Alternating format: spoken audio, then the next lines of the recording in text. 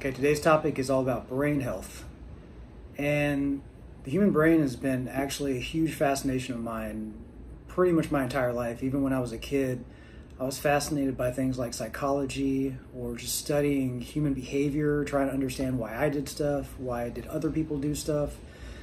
And since I've been in the fitness and health industry, I've followed that interest down the professional avenue, and I've taken a lot of advanced courses and trying to understand neurology and neuroanatomy, neurophysiology, habit formation, behavior change, and more psychology. And it's still super fascinating. And the thing I love about it is, we're still trying to decide how this whole thing works up here. It's probably the biggest mystery in the universe, at least for now. But, one thing that people always think about when it comes to our brains is brain health, especially as we age. Cognitive decline is something that I think a lot of people think is inevitable as we age. I hear all the time say like, oh, I'm just getting old, that's why I can't remember a name, or, this or that, whatever. People always blame age. And true, there is a little bit of age-related decline, like with every biological function, but the degree of how much we decline cognitively is still not fully understood, but I can say without a doubt that we do have some power over it.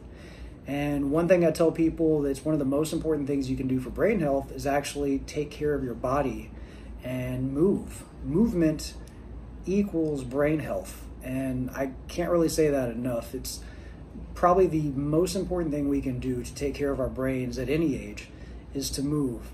Kids do it naturally through play. As we grow older and we age, we tend to move less and less because we're probably in a fixed position all day with our work, sitting in a car. A lot of our movement window starts to shrink as we age, and it's not shrinking because we're aging. We're actually aging because we're moving less, and that may not make sense, but it's actually been borne out through science. Our brain's real estate has a lot devoted to it with movement and sensation, which is things that we feel. And the more we move, the more those regions of the brain, those neurons, are firing, especially when we're moving in novel ways. So take dancing, for instance. If you've never danced before and you take a dance class, your brain is going to be lit up. It's trying to figure out a lot of stuff. If you're moving in a very repetitive fashion, like you're putting on your seatbelt, or even if you're lifting weights in the gym and you've done the same exercise thousands of times, your brain is not lit up as much. It's like, I've done this a million times before.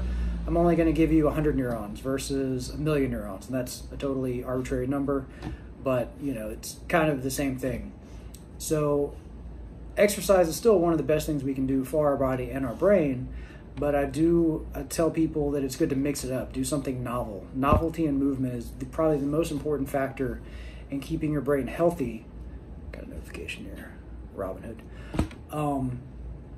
But a lot of people think cognitive health is all about doing crossword puzzles or doing something mentally stimulating, and a little bit of that is true, but honestly, if you're just sitting still and doing crossword puzzles, your brain is not very active. It's much better to do something novel, movement-wise, challenging, something that you haven't done much before or ever, and your brain will light up a whole lot more. And actually, there's a book recommendation called Spark, The Revolutionary New Science of Exercise in the Brain. This is a really cool book, talks about brain health, cognitive improvements by way of exercise. It talks about the science, if you're a science nerd like me, super fascinating. It even talks about using movement and physical education in schools to improve test scores and helping kids with ADHD and a lot of cool stuff. But the main takeaway in this video is that I want you to think, if you want to keep your brain healthy, you must include movement. It's not just about mental activities that may be kind of challenging. It's really about tying your body's movement in with your brain. That's the best way to keep both of those things, brain and body, healthy throughout your entire life. All right, that's it for today. Take care, y'all.